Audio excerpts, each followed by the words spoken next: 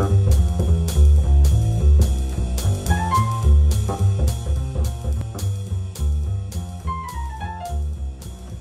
everyone, my name is Nick Wagner. And I'm Diana McAlintal. We're with Team Rcia. You know, sometimes when you're preparing to go to a workshop on Rcia or a team meeting where you're going to be doing some planning, it's important to have down what the principles of the Rcia are. And you can find the basic principles of the entire Rite of Christian Initiation of Adults in the introduction in paragraphs 4 and 5. So take a moment, get your RCI book, and read along with us. We'll start at paragraph 4. The initiation of catechumens is a gradual process that takes place within the community of the faithful. By joining the catechumens and reflecting on the value of the Paschal mystery, and by renewing their own conversion, the faithful provide an example that will help the catechumens to obey the Holy Spirit more generously. And paragraph 5 says, the rite of initiation is suited to a spiritual journey of adults that varies according to the many forms of God's grace, the free cooperation of the individuals, the action of the church, and the circumstances of time and place. So we'll take a look at these 6 principles that come from these 2 paragraphs. The first principle is that this is a gradual process. Now, by gradual, we mean that it's going to go, kind of slowly, maybe faster for some people, but that it's a staged process, and that we can't know ahead of time what the stages, how soon those stages are going to come up in people's lives. We have to watch and wait and discern as they go along their faith journey how gradual it is for each person. The second principle is that it takes place in the community.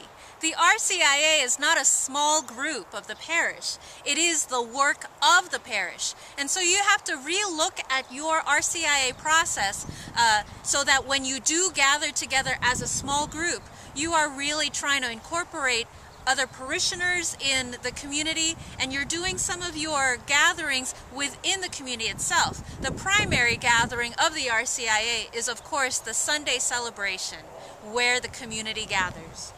The next principle is that this is focused on the Paschal mystery. Now, by Paschal mystery, some of you may automatically think of the life, passion, death, resurrection, ascension of Jesus, and of course, that is the Paschal mystery. But if we use that kind of language with folks that are new to the faith and new to the process, they won't really understand what we're talking about. So we have to focus on the Paschal mystery in our own lives. Where is it that we experience the dying and rising of Jesus? Even in the last week or so, what's happened in your life where you've experienced Paschal mystery? And the whole purpose of focusing on the Paschal mystery is seeing how a person is converting their lives to Christ, changing the way they see the world through a Christian lens. And so conversion is the 4th principle of the RCIA. How are we not just making Catholics, but changing people to see Christ, to a life of Christ? The next principle is that this is a journey of adults. Now, you may automatically be thinking, well, we have children in our process, and that's true. But for the purpose of the Rite considers them to be adults. What we mean by adults is an adult has to know the difference between right and wrong. An adult has to be able to make a choice for Jesus Christ and to give up a previous lifestyle.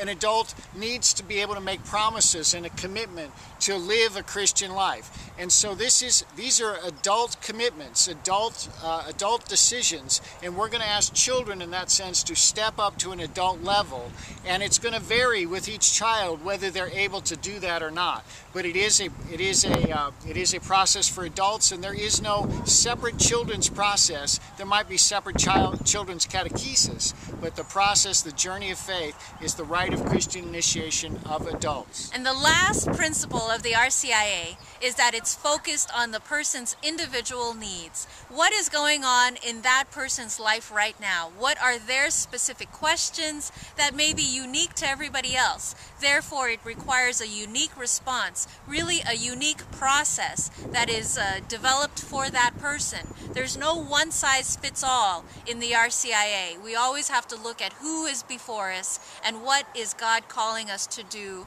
with and for this person.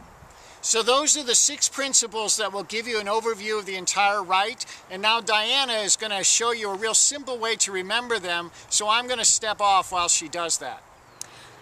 Here are the 6 principles of the RCIA. It's a gradual process that takes place in the community, leading to the dying and rising in a person's life based on the Paschal mystery. Leads one to conversion to Christ, seeing life in a new way, focused on the adult in their particular situation. So, a gradual process taking place in the community, leading to dying and rising and conversion to Christ, focused on the adult in his or her particular situation. Hopefully you'll remember these 6 characteristics of the RCIA as you prepare for your workshop or conference on initiation ministry. Thanks so much from Nick and Diana here at teamrcia.com.